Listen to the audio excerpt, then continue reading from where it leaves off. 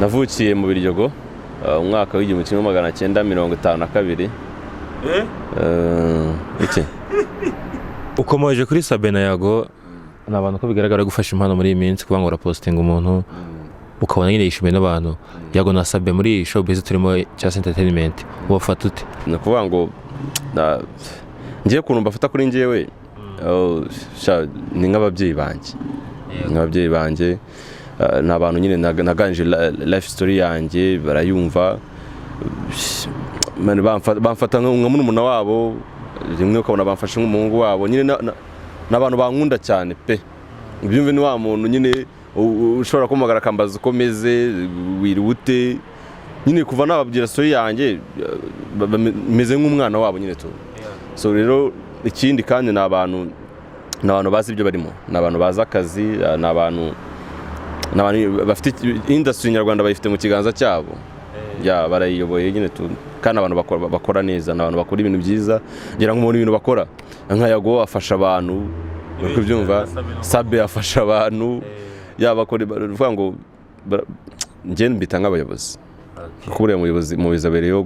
kwita ku baturage kubamenyera ibyo bakeneye so nabo rero nicyo cyiciro barimo n'abantu bo kubahwa kandi bikomeye ngenge ko kuru yarambajije ngo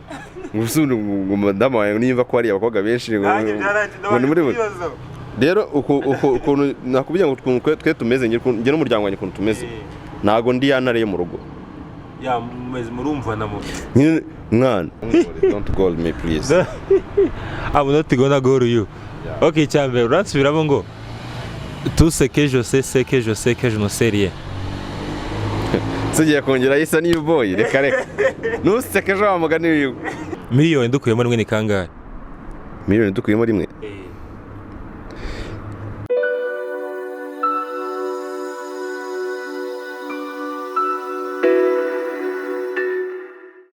Numungu wanyu Pionika Suez ingi ni Legacy TV dushimwe mwako subscribe nga kuri Legacy TV muri mu ntara y'Amajyaruguru amajyepfo y'Iburengerazuba sazo umujyi wa Kigali abantu b'ingenzi ahangaha aba diaspora muri Oceania America uburayi bindugu bya Afrika mwese mani komeze bandi biri cyoroshye ahangaha turi kuri Legend Hotel hereye Kacyiru imbere ya polisi ukeneye service nyinshi zitandukanye abageni ibintu by'ubukwe kuryoshya uzanga kuri Legend Hotel mukagenda fresh cyane kabisa uyu munsi dikwe ni cyamamare ni afande n'umusirikare ba general nari marishal ntumbaze ariko benshi mumuzi nka majoro igihangange Killerman Killer bimeze bite cyane sawa ndashima Imana nta kibazo ibintu biracamo Noheli nziza niwe yizihiza kandi basubiza ngo iki sikuri twese buriya bari kumutoza hakiri kare sikuri twese buriya twese Killer makuru y'iminsi makuru y'iminsi ni meza urebye ntacyo nshinja Imana ibintu biri kugenda neza urakomeye cyane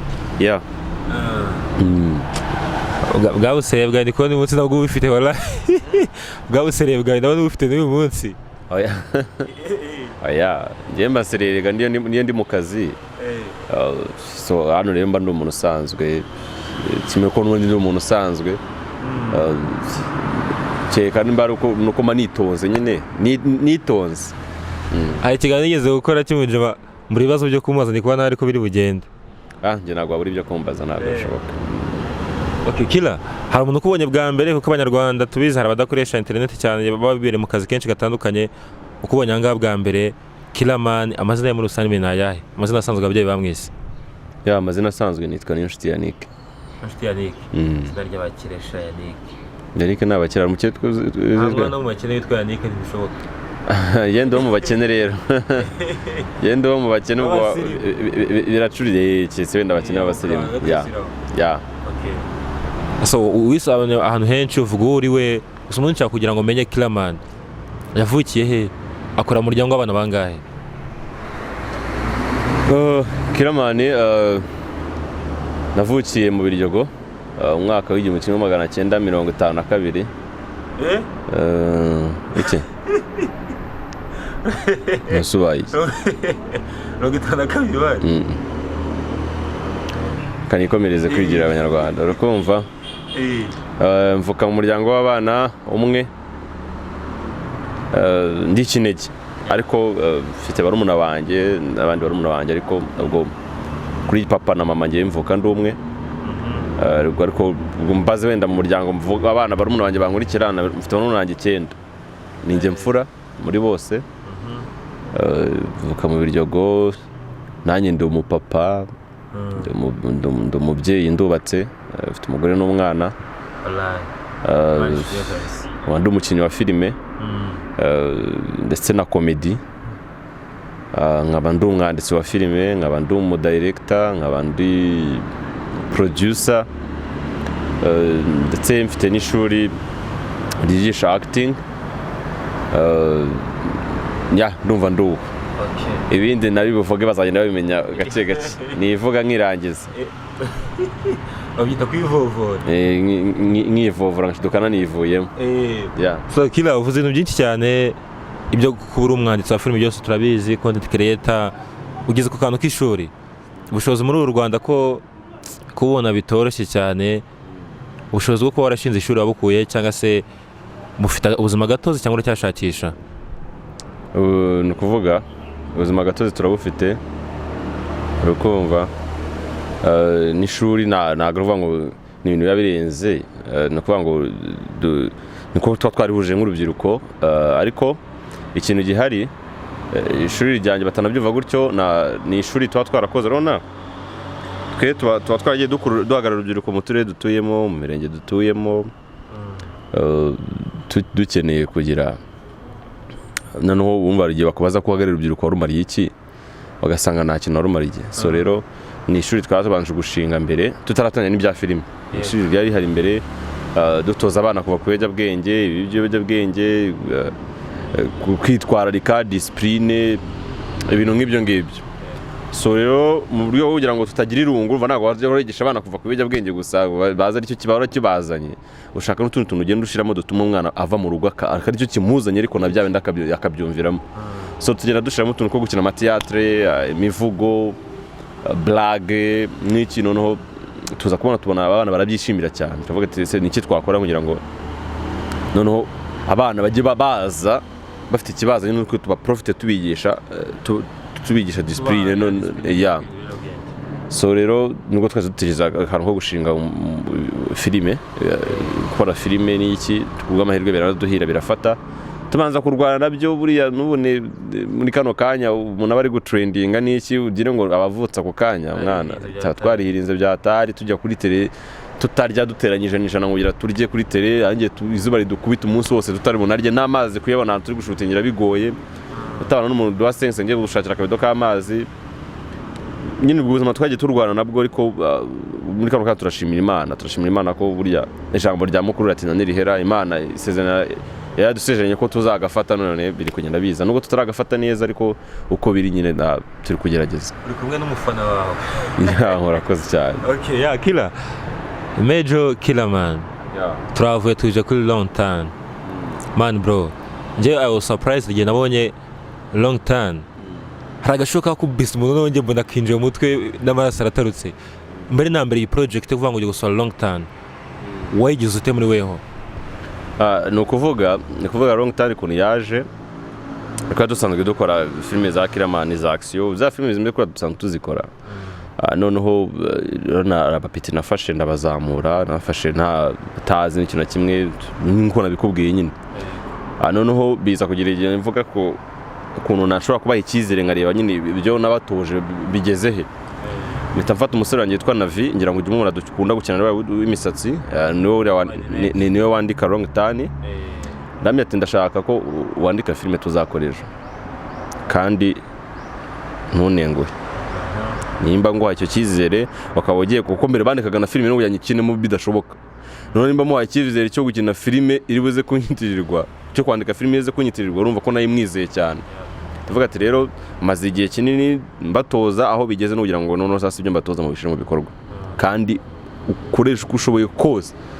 ntunenguhe yaje kwandika filime we icyo basabwa no kwandika nyuma nge nkaza nka directinga nkavuga ati ahangaha turabikora gutya ibi tubihindure gutya hano tubikore gutya byaryoha dushizemo ibi ngibi ariko ide hariho wayizanye yagize yanditse filime nge njyukana namwizeriyemo nta n'ikibazo mpamagara abakinnyi ndabategera tujya kuri tele filime arayimbwira ndayumva navuga ati ariko hano byaba byiza dushizemo comedy ngira ngo akaboro nayo nakoze ndi gutuka abazungu kabanje gutrendinga nako kicyongereza don't go me yisuzugura me ndavuga ati byaba byiza akaboro nimba naragakoze nkabana abantu babyishimiye byaba byiza ngenje muri buno buryo urikumva ati nta kibazo ndabati kuko gukora film itarimo comedy ikanganye gutya byaba boringa reka dushimo ruhande rukanganye tunashiremo n'urunguro none rwa comedy ati sawa turakoze biza kugira ngo ku directing abira n'iki byose tuza gusigarana akantu ko kwita film turayita ngo iki film tusha oya tugena nave nago yarahari ngera ndi ya wrong turn ubwo niho nageze ubwo ndabona uri muri telefone nago uri hano uri kubyumva noneho nza gufata filime imaze kwegitingwa n'umukameraman wanjye witwa Greener Sharp kuri him uri kubyumva kuko n'umukameraman n'umuhanga cyane uri kubyumva ubwo dukoze filime imaze kurangira ntekereza filime tureta ngo kuko baranje gukora filime abasigaye ikintu kitwizina ndibuze gukorera umuntu kuryumva ugira ngo nabicunga filime zanye nago ngunda kuzita zino ngo amazina y'amanyarwanda cyane kuko mbashaka ko ziba international uri kubyumva ndarera ndavuganye okay tatubikore gutya mbaza boss wanjye yitwa Fisto ndakaza Fisto boss wa Kigali Nation filime twite nguki nano umuntu w'umuhanga mu bintu by'amazina menshi n'ukunda kuyadushakira n'ukunda kuyadushakira amazina menshi aravuga nawe biramucanga muri ako kanya ndanje ndi kumwe na cameraman wanjye aravuga ati se twite wrong turn ndavuga ati aka kantu ariko wamugani ariko wrong turn risanzwe rihari twite wrong turn hugoye muri Afrika uri kubyumva bakuyoba nabi muri Afrika tubwira boss urumva niyo ko nanambuye ati wowe ndakwizeye ku mazina rishaka nawe tukimubwira gutya ariko wamugani tuyite gutya tuba tuyise gutya wrong turn no ikindi kintu cyari gisigaye noneho kumenya ngo filime turi promoting gute kuko ni filime nyinshi rega z'inyarwanda zihari nano ngo kuba kubiyanja ariyo mwajya mubona trending akuri ariko bari yirenze kurusha izindi ahubwo nuko rero yagize amahirwe wenda abantu bakayishimira muri iyo minsi bitewe n'icyo kirimo kidasanzwe urumva yari na content itandukanye n'izisanzwe ziyari mu Rwanda mu Rwanda tumenyereye sinzi watwayisutiye yundi kariso yundi sinzi nk'ibicinga amabere biki aramufasha karabaye za induru zanjye noneho ni ikintu cyari creativity nshyashya yari ije abantu batamenyereye umuntu bamuca umutwe abantu batamenyereye umuntu kiza kimukanga ikintu by'umuvuduko n'uburyo amashusho afashe n'uburyo asa nicyo cyahise n'Imana bishiramo umugisha kwanza ubwo tumaze igihe dusenga Imana ngo izadushirimo imiyaga natwe turebe ko twatera imbere n'Imana bishiramo umugisha nukuvuga ngo buri kintu cyanjye cyose ndasenga buri kintu cyose niyo ngiye gufata telefone ngiye guhamagara umuntu hahita hazamo Imana ubiyobore kuko nizera mu Mana cyane kuko nizera ko nta kintu wagera utari kumwe n'Imana so long turn irasohotse abantu benshi barikanze nanjye burangira ndwara akantu k'umutima ukuntu ndayibonye ndikanze nta bantu bashobora kuba barakwandikiye commentaire avuga ati nukira Mana uri kudukanga ushaka kuduhabura bimeze bite telefone wakiriye nyuma yo kugira ngo isore zaje zimeze zite telefone za mbere nabanje kwakira nyinshi ni iz'abantu bifuza kuyikinamo urumva ko nyine aho bigera n'umuntu udakina na filime utanabireba yifuza kuza gukina muri filime nukuvuga ngo ko yamukoze ku mutima uri kubyumva abandi bo abo yakanze ni bakeya cyese wandi kubona muri comment kwa Yago abandi muri comment kwa Sabe vuga ngo kuduhamura ibintu ngibyo ariko dukeneye ku improvinga dukeneye gukora cya kintu nyine gitandukanye dukeneye creating ibintu ntago ngiye nyine kuko niri uri kubona ni episode nye ikayitirangira kava mu nzira nkabazanira indi ntago ngiye ndi wa muntu ukora filime imyaka 200 ugasanga muri 2015 nkora filime kujya 2025 ari filime oya nkaho nari mu content creator nje ntago mfite ubwo bwo creating content ko hari abantu baba bafite ubwo bwo gukora content ngira ngo idafropinga akabona afite content yafashe yari akabona afite ubwo gukora indi ngugira idafashe akabona yahita seba so ngiye ndi wa muntu wo gukora ikintu kikava mu nzira ngakora ikindi kitanafata ariko nacyo kiba kiri muri CV y'ibyo nakoze nacyo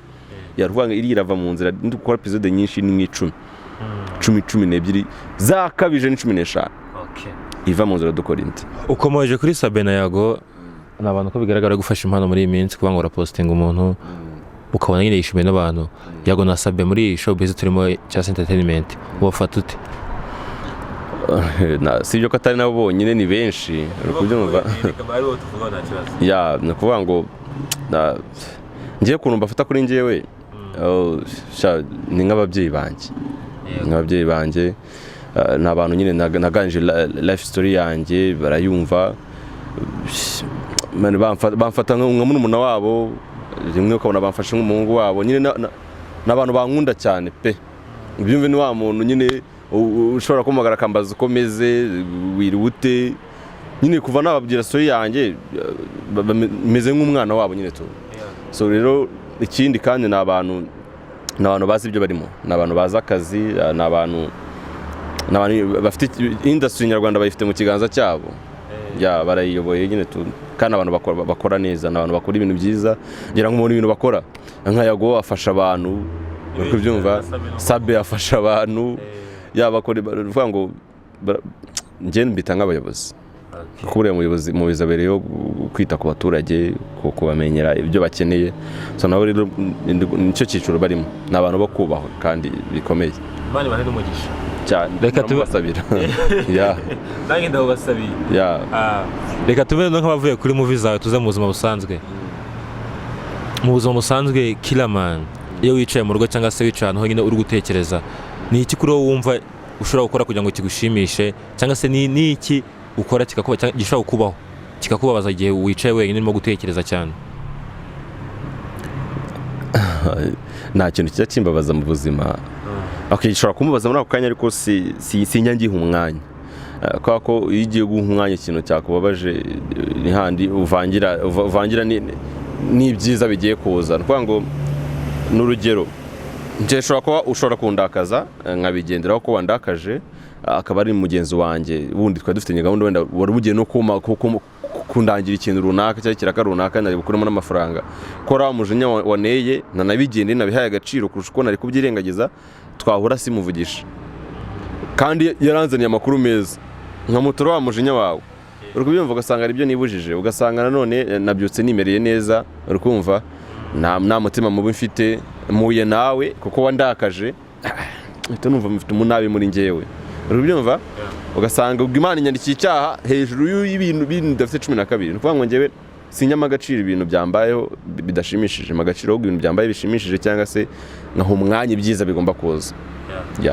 so rero ibinshimisha byo ni byinshi nk'iyo nicaye mbona ko umpeto wanjye ari kurya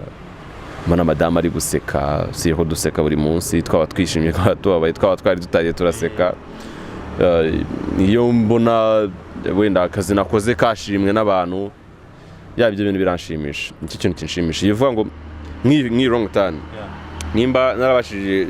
kubona buri munyamakuru wese mu gihugu nanabashimira bayipostinge nta kintu bitayeho nta kiguzi ubyumva nta n'uwangoye urwumva ari n'uwayifata akayishiraho just urwumva nanabizi njya kubona nk'ari Sudara yifasha yishizeho nayo umubwiye urwumva icyo gihe nawe nyine ni ibintu byashimisha buri wese ahantu uba wicaye uba wumva uri kubyubaha wumva nyine tubibona abantu nka bariya baba legend bagushigikiye nta n'icyo uri cyo utuvuga ati Imana iri guhamo ikindi ni nk'iki kuva urabona urubatse urugo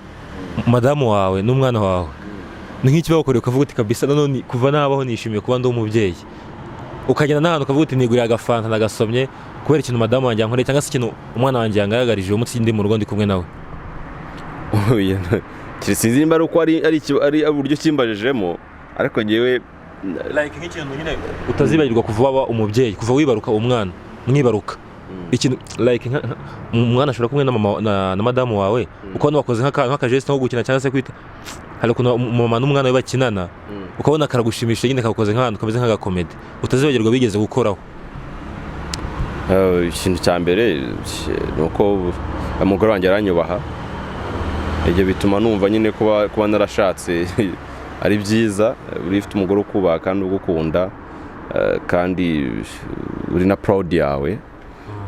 ibyo ni ibintu by'agaciro ugomba kwishimira kubyumva ari umuntu rega iki kibazo mbajije ari umuntu buriya wicara avuga ati nk'ubu nashakiye iki ko kubyumva bitewe n'ibibazo bitewe ko umugore atamwubaha umugore amusuzugura umugore atabona situation barimo ngo yihanganire umugore wanjye aranihangana byatari kubyumva ni ibintu ubuzima bwinshi twagiye ducanamo bw'ubukene bw'ibibazo ariko bakabwihanganira n'ubwo stili twaba tukiri kumwe imyaka igiye kuba 7 uri kubyumva so ni ukuvuga ngo ni ibintu wakwishimira nawe ugenda ukicira ukavuga ati wow kumva nishimiye kuba ndi umugabo wubatse kubera ko nyine mu rugo nta bibazo na matiko aba mu rugo na principe iba mu rugo nuko nazibanye zidakomanya amahembe ariko principe ibiwanje nuko ikibazo cyose twagiranye kigomba kurangira n'uwo munsi ntabwo dukeneye gufata ibintu byo kuwa mbere tubijyane kuwa kabiri cyangwa ibintu byo kuwa gatanu tujyane kuwa gatandatu uko byagenda kose uko twaba twarakaranyije kose uburemere bwaba bifite nyine uburemere bwose wumva bushoboka bigomba kurangira n'uwo munsi uwo munsi buca bwitwa ejo ntabwo dukeneye gufata bifu twajyanye kuwa mbere ngo kuwa kabiri zijye kudukoroga munsi wa kabiri ufite ibyo Imana yawuteganyirije nitubijyana mu bifata ibyo kuwa mbere byagomba kuranya tukabijyana kuwa kabiri tugiye kuvangira umunsi wo kuwa kabiri ari handi usanga abantu nyine batinda kugera ku migisha yabo kuko ntabwo baba bazi uburyo bagiye bayivangira n'uburyo bagiye bayicira kugira ngo bayigereho aho ngaho misinigera kuri madamu wawe gaho gatoya abasitari turabizi akenshi mukunda gupostinga abadamu banyu umuryango wanyu mukawushyira hanze nukuri iki ibyo bintu bitajya bikoma nk'ibyo abandi basitari ngo postinge umwana wawe postinge madamu wawe ahantu hose bamubona ukwera iki nuko wenda utunze nimero zanjye vuba ariko ku bantu batunze nimero zanjye kuri IG uriya IG yanjye akenshi ni ibikorwa byanjye hari ibikorwa ko naho sometimes ndabapostinga n'ikindi kintu kora muri minsi gushaka imibereho ndi kugira mbona umwanya kugira ngo nenjoyinge n'umuryango ndi kuhagera nimugoroba utabasha gufata ishusho ryiza nkapfa gufata akantu ko kuri WhatsApp Instagram ni ahantu aho ugomba gushira ishusho isa neza uri kubyumva ngafasha akantu ko kuri WhatsApp honyine nta n'ikimuru cyashira n'abashizeho usanga ndi gukina n'umuhungu wanjye imigeri uri kubyumva ubona ni dukina nyine ubona nabaye nk'umwana nawe nyine uri kubyumva madamu wanjye turi gufata utuvideo nabyita dusileyinga niko nabyita mu mvugo y'ubu nkugira byorohera abantu kubyumva ndivuga ngo ndabikora cyane Hila none reka tuve muri famille tuve mu bintu byawe tujye kuri life zo basitari turi kumwe mu Rwanda hari umusitari minsi uri kuvuga ngo hu DJ Brian uramuzi utanamuzi afite ikibazo mu mutwe okay sivuga ngo utanamuzi afite ikibazo mu mutwe utamuzi ukoresha social media cyane wawe uri kwigeza nkana uvuze ngo ntago muzi ni ukwirengagiza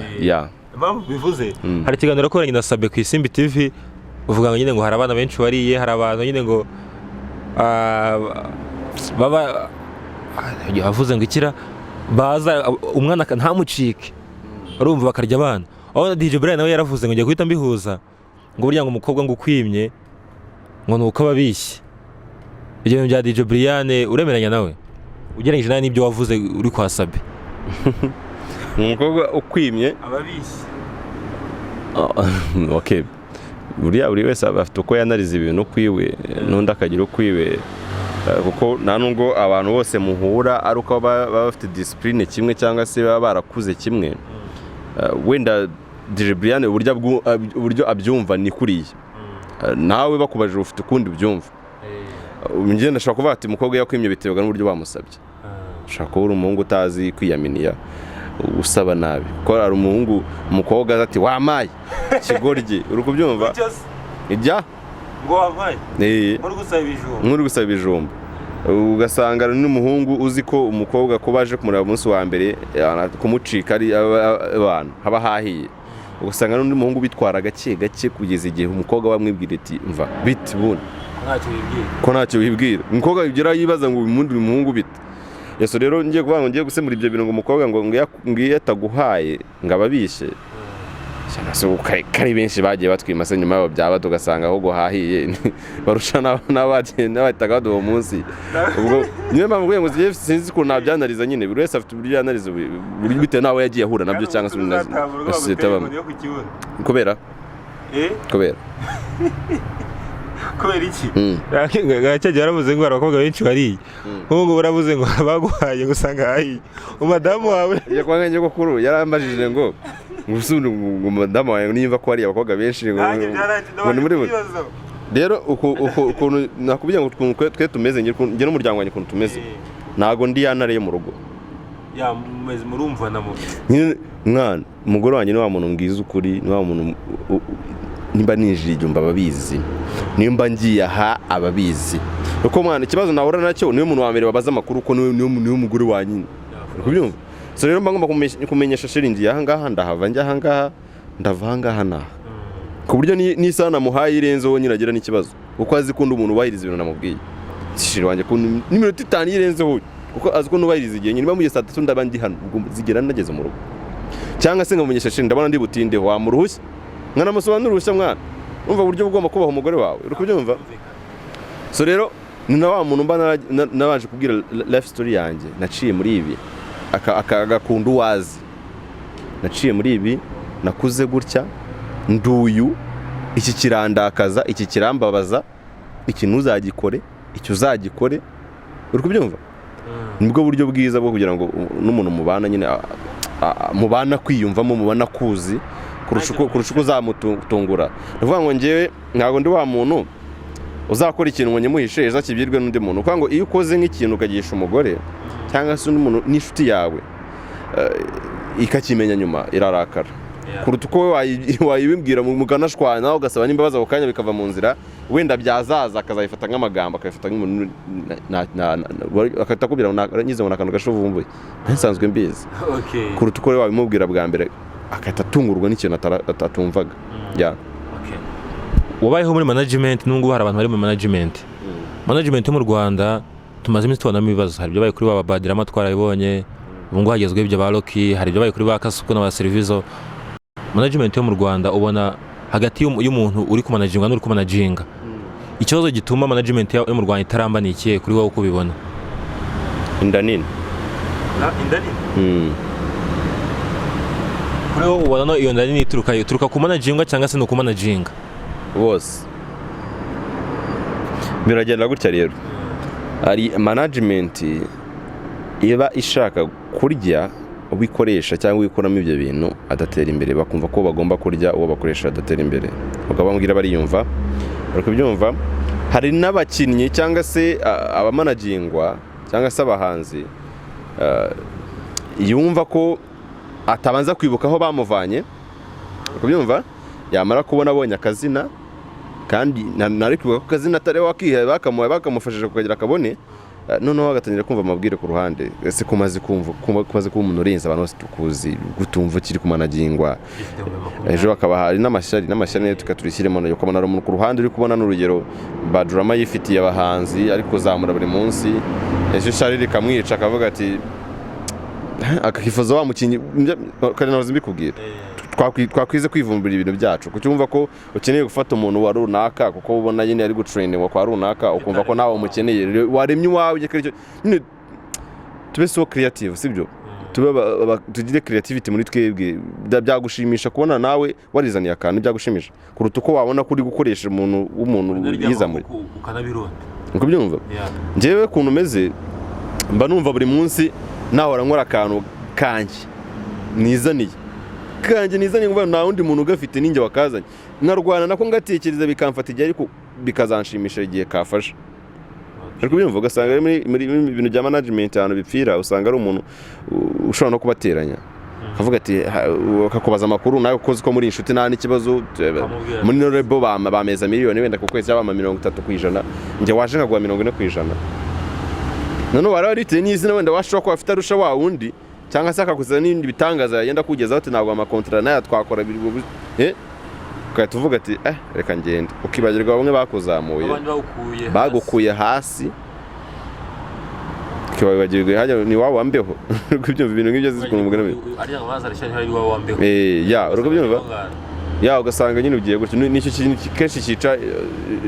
entertainment yo mu Rwanda, cyangwa se ibintu by'amalebo bipfira aho ngaho. Tumeze nk'abari kugana ku musozo, hari urubyiruko rwinshi rukitinya ruvuga ati akaba afite impano runaka, kuba ati nta mafaranga mfite,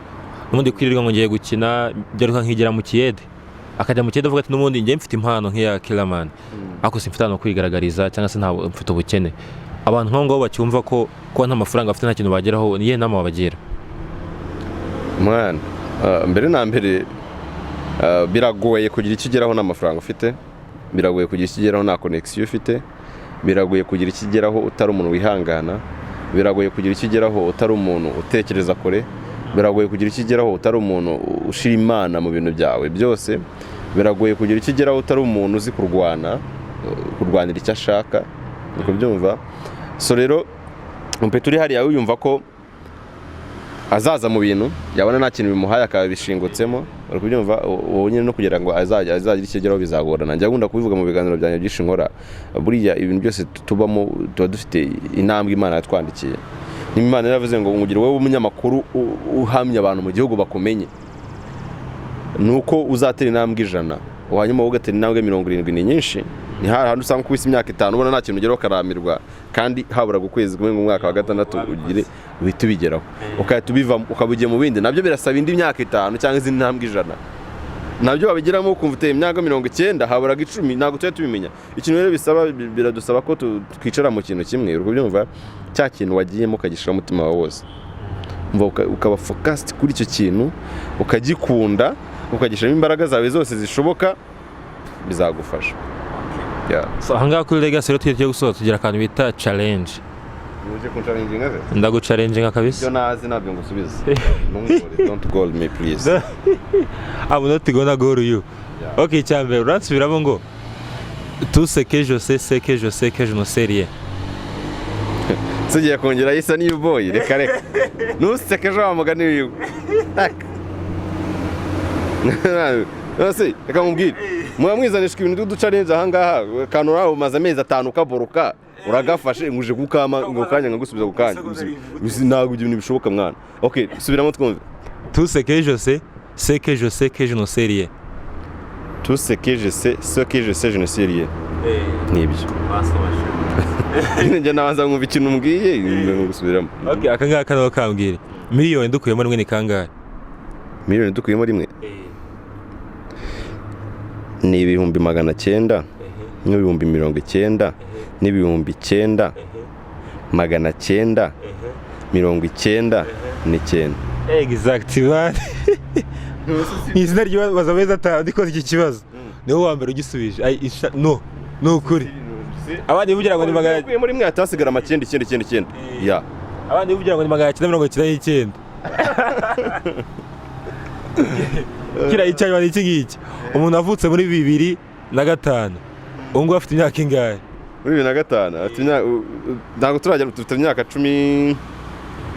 2005 ko turajya 2022 afite imyaka 16. Exactly. Okay, ya mwabonye ahangaha kuri Legacy TV ikiganiro cya kizanga na Killerman Major nako niko bavuga. Ni umusore kuri njye nakunze, ndi umufana we cyane kubera creativity afite ahangaha mu Rwanda. Akenshi twiboneraga njye nabyita ikinamico ngo ndabonye amakuru ndabivuze, ariko yazanye baragufunze ngo dufate ibintu by'abantu ko bitesha agaciro ngo ni ikinamico ko nta muntu mvuze se hari ikibazo kirimo. Ibyo wabonye by'ikuzimu iwanyu iwacu hepfiriye ikuzimu iyo ninuzi.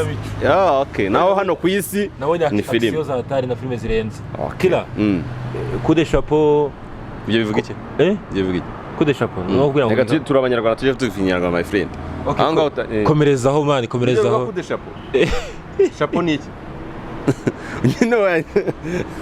Wanje sobanurira ngo coup de chapeau ngo ni komerezaho, chapeau ni iki? Waretse ko challenge. No senje no challenge bwana. Je banza sobanurira ari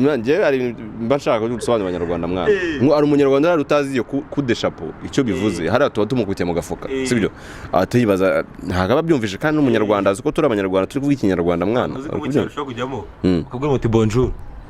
Agata gusubiza ngo bonjour. Atazi nicyo bisobanuye. Ubu suka batabizi nuko bera man ibintu byose uvuga suko wabyumvisha nta kintu kimwe uvuga utumvisha cyangwa utabonye. Kakudesha rero nakumvise abwira umuntu wagize ikintu ageraho. None se gukiri kumbwira ibintu nawe niba baramubye ikigoryi uburanutse nawe umonye ikigoryi wa kigoryi uburanutse nyine umwanya wose nafashe nkaza gukorana ikiganiro nawe uranyobye ngo kudesha uziko kira baragiye ko kitiga Fruza je nabonye bigiye kungorerwa bari nyine abanyarwanda ngo kudesha ngo nkomereza aho mwana ishapo nzi kari ingofero ingofero cyangwa nayo ndayirashye nyine ndugita ngo kuri ingofero bro none se nk'ukuri ingofero nakomereza aho bihuriye ni nka kate gukata iyo umbwira ngo rero ngo kuri ingofero numbwira ngo komerezaho wari wabyishe rero asante kumusora urumva cyambere naragushimiye ku bintu uri gukora cyangwa se university uri kuzamura umuhanga udushye uri gushinga mu bya filime mu gihugu cy'u Rwanda komerezaho abanyarwanda baragushyigikiye n'Imana iragushyigikira kubona upfa kunasenga nago mbere no kubwira abantu nago bino byose ngezeho ariko bakari njyewe mbona no gushimira abanyamakuru bose bamfashije n'Imana yabakoreyemo umunyamakuru wese wamfashije bana n'umunyamugisha nuko asenga uri utaramfashije nuko nyine dasenga ntago Imana yabonye kuri muvugiramo uko ntago ari umuntu wayo rero bara bose nuko Imana yabavugiyemo bitewe nuko basenga ati mufashe n'umuhungu wanjye aba yasenze baramfasha mbonye kubashimira n'ababyeyi banjye n'imfura mbese so wakoze cyane kutumwe bwacu wemeye Imana iguhe umugisha kandi komeze guhegazagira bro Shakira man ari ba inagiye kuvuga n'abantu